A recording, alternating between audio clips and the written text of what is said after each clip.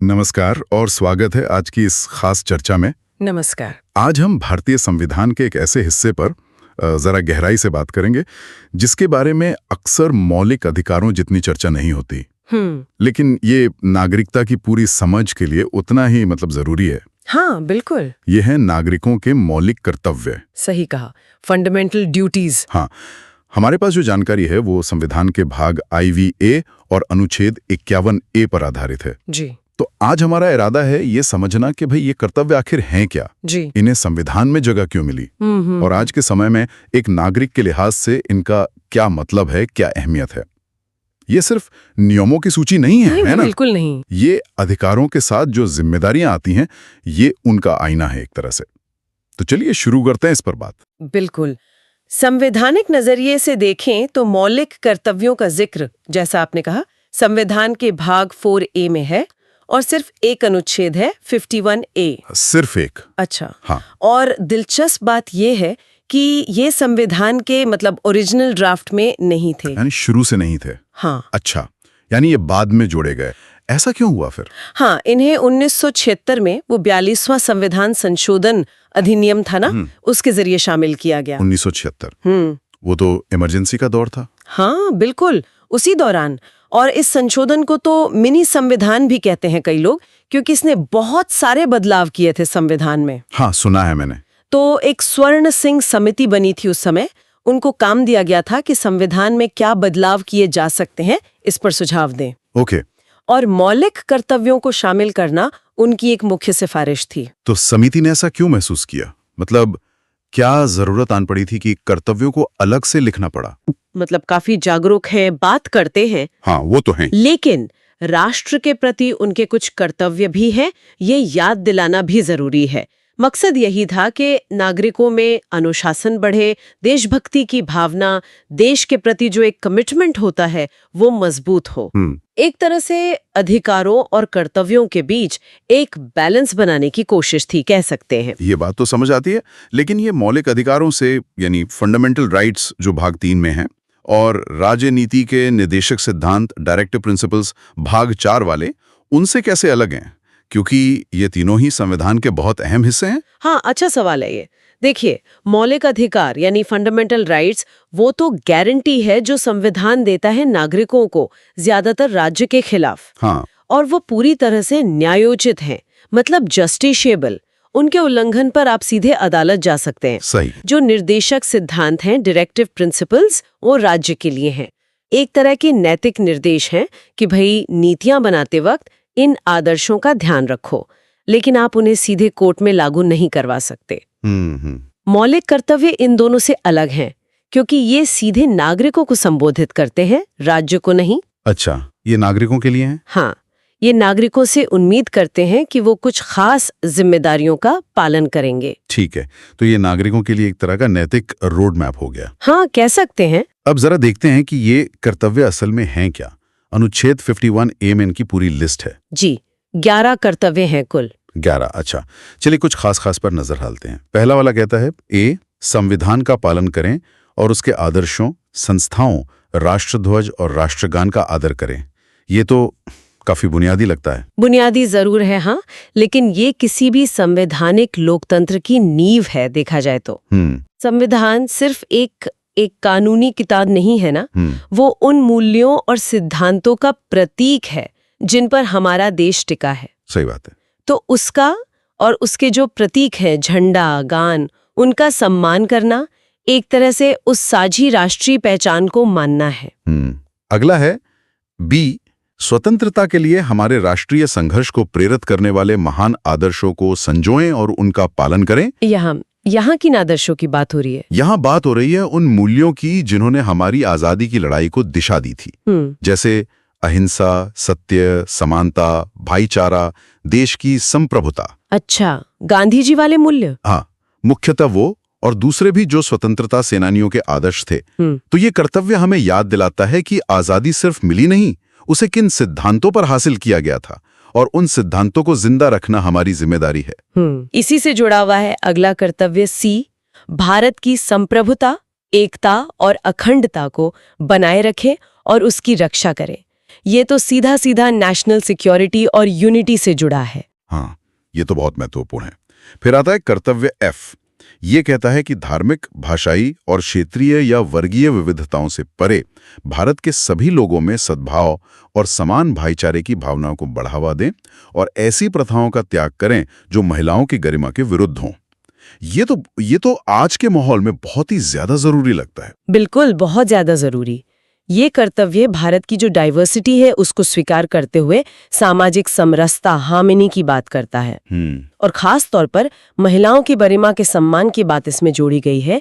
ये दिखाता है कि संविधान बनाने वाले जेंडर इक्वालिटी को कितना महत्व देते थे। सही। ये सिर्फ टॉलरेंस की बात नहीं है, ये एक्टिवली भाईचारा बढ़ाने और जो समाज में गलत प्रथाएं हैं उनको छोड़ने का आह्वान है।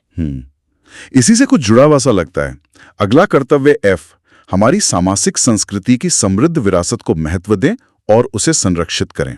ये सामाजिक संस्कृति या कंपोजिट कल्चर, ये क्या है असल में? सामाजिक संस्कृति का मतलब है भारत की मिली-जुली संस्कृति, जिसको हम अक्सर गंगा जमुनी तहजीब भी कहते हैं। अच्छा। ये वो कल्चर है जो हजारों सालों में अलग अलग धर्मों, भाषाओं, इलाकों और परंपराओं के मेलजोल से बना है। बहुत रिच है ये। हाँ। तो ये कर्तव्य कहता है कि हमें इस विविधता भरी विरासत पर गर्व करना चाहिए, इसे बचा के रखना चाहिए, इसे किसी एक रंग में रंगने की कोशिश नहीं करनी चाहिए। ये भारत की पहचान का एक बहुत अहम हिस्सा है। बहुत दिलचस्प। अच्छा, आगे बढ़ते हैं। कर्तव्य जी है, वनों, झीलों, नदियों और वन्यजीवों सहित प्राकृतिक पर्यावरण की रक्षा और सुधार करें तथा जीवित प्राणियों के प्रति दया भाव रखें। और एच है, वैज्ञानिक दृष्टिकोण, मानवतावाद और ज्ञानार्जन तथा सुधार की भावना का विकास करें। ये दोनों तो काफी मॉडर्न सोच वाले कर्तव्य लगते हैं। हाँ, और बहुत महत्वपूर्ण भी। पर्यावरण संरक्षण जी वाला जो है वो आज सिर्फ एक राष्ट्रीय कर्तव्य नहीं रह गया है। हाँ, ये तो ग्लोबल मुद्दा है अब, अपने आसपास के पर्यावरण के प्रति। सही। और जो वैज्ञानिक दृष्टिकोण वाली बात है, यानी साइंटिफिक टेम्पर को बढ़ावा देना। साइंटिफिक टेम्पर, इसका मतलब है तर्क से सोचना, सवाल पूछने की हिम्मत रखना, अंधविश्वासों से ऊपर उठकर ज्ञान और सुधार की लगातार कोशिश करना। ये किसी भी प्रगतिशील समाज के लिए बहुत जरूरी है। हाँ, बिल्कुल। फिर है कर्तव्य आए, सार्वजनिक संपत्ति को सुरक्षित रखें और हिंसा से दूर रहें, और जे, व्यक्तिगत और सामूहिक गतिविधि के सभी क्षेत्रों में उत्कृष्टता यानी एक्सीलेंस की ओर प्रयास करें ताकि राष्ट्र निरंतर प्रयास और उपलब्धि के उच्च स्तरों तक पहुंचे। कर्तव्य आय जो है वो नागरिक अनुशासन की बात करता है। हम अक्सर देखते हैं विरोध प्रदर्शनों में या कभी-कभी रोजमर्रा की लापरवाही में भी पब्लिक प्रॉपर्टी का नुकसान होता है। हाँ, होता है। बसें जला दी, ट्रेनें रोक दी। बिल्कुल। तो ये कर्तव्य याद दिलाता है कि भाई ये सार्वजनिक संपत्ति हम सबकी है और हिंसा किसी मसले का हल नहीं है।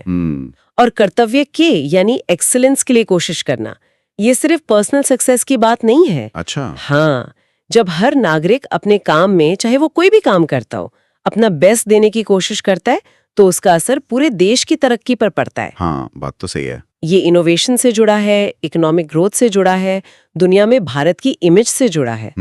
और आखिर में एक कर्तव्य जो शायद बाद में जोड़ा गया था कि 6 से 14 वर्ष की आयु के बीच अपने बच्चे या वार्ड को शिक्षा के अवसर प्रदान करना। हाँ, बिल्कुल।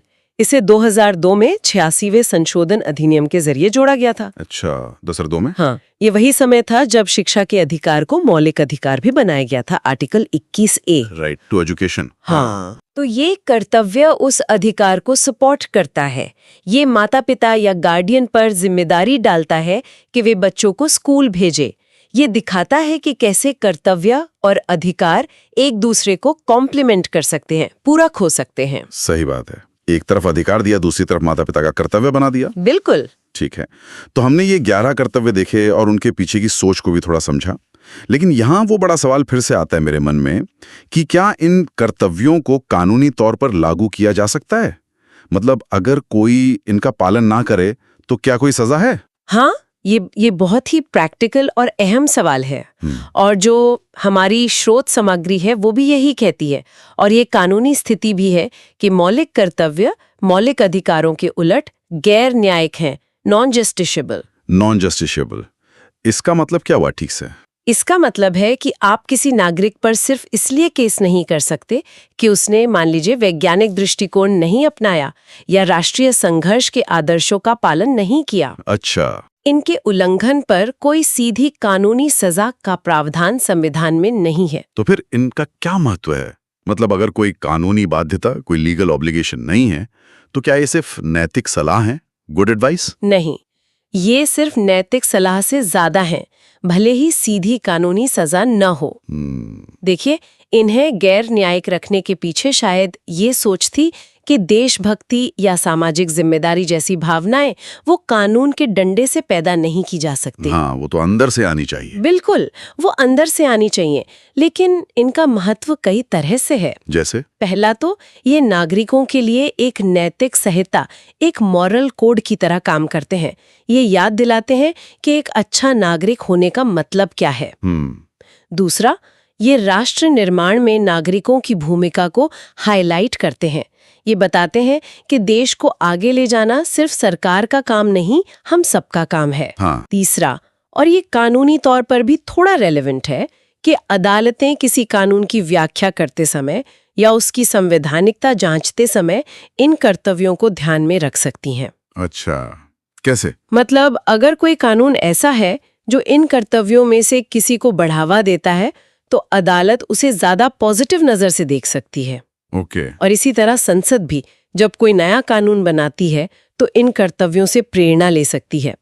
तो ऐसा नहीं है कि ये बिल्कुल ही बेअसर है कानूनी तौर पर। अच्छा, तो मतलब ये सीधे लागू ना होते हुए भी कानून और समाज पर एक तरह का अप्रत्यक्ष असर डालते हैं। हाँ बिल्कुल, एक गाइडिंग फोर्स की तरह। तो अगर हम पूरी बात का निचोड़ निकालें, सार निकालें, तो इन मौलिक कर्तव्यों का असली महत्व क्या है? क्या निचोड़ है? मेरे ख्याल से इनका महत्व 4 मुख्य बातों में सिमटता है। जी। एक, ये जिम्मेदार नागरिकता यानी रिस्पॉन्सिबल सिटीजनशिप को बढ़ावा देते हैं। ये हमें याद दिलाते हैं कि लोकतंत्र में नागरिक केवल अधिकार पाने वाले नहीं हैं, बल्कि राष्ट्र के प्रति योगदान देने वाले भी हैं। बिल्कुल। 2, ये अधिकारों और कर्तव्यों के बीच एक बहुत जरूरी संतुलन बनाते हैं। जहां अधिकार हमें शक्ति देते हैं, वहीं कर्तव्य हमें उस शक्ति के जिम्मेदार इस्तेमाल का रास्ता दिखाते हैं। सही संतुलन। हाँ। 3, ये राष्ट्रीय एकता और देशभक्ति की भावना को मजबूत करते हैं। संविधान का सम्मान, राष्ट्रीय प्रतीकों का सम्मान, देश की रक्षा, भाईचारे को बढ़ावा देना, ये सब देश को जोड़ने वाली बातें हैं। हाँ जी। और 4, कुल मिलाकर देखें तो ये भारत के लोकतांत्रिक ताने बाने को, जो हमारा डेमोक्रेटिक फैब्रिक है, उसे मजबूत करते हैं। क्योंकि एक जागरूक और कर्तव्य निभाने वाला नागरिक समूह किसी भी लोकतंत्र की सबसे बड़ी ताकत होता है। बहुत खूब कहा आपने। तो संक्षेप में कहें तो मौलिक कर्तव्य भारतीय संविधान का एक अहम हिस्सा है, भले ही अक्सर उन पर उतनी बात ना होती हो। हाँ, अनदेखा कर दिया जाता है कई बार। हाँ, ये कानूनी रूप से बाध्यकारी न होते हुए भी नागरिकों के लिए एक नैतिक दिशा सूचक यंत्र की तरह है, एक मॉरल कंपस। बिल्कुल। जो उन्हें उनके अधिकारों के साथ साथ उनकी जिम्मेदारियों की भी याद दिलाते हैं। ये महज नियम नहीं है, बल्कि एक बेहतर समाज और एक मजबूत राष्ट्र बनाने के लिए हम सबके साझा आदर्श हैं। बिल्कुल सही कहा। ये हमें ये सोचने पर मजबूर करते हैं कि हम व्यक्तिगत तौर पर और मिलकर सामूहिक रूप से देश के लिए क्या कर सकते हैं।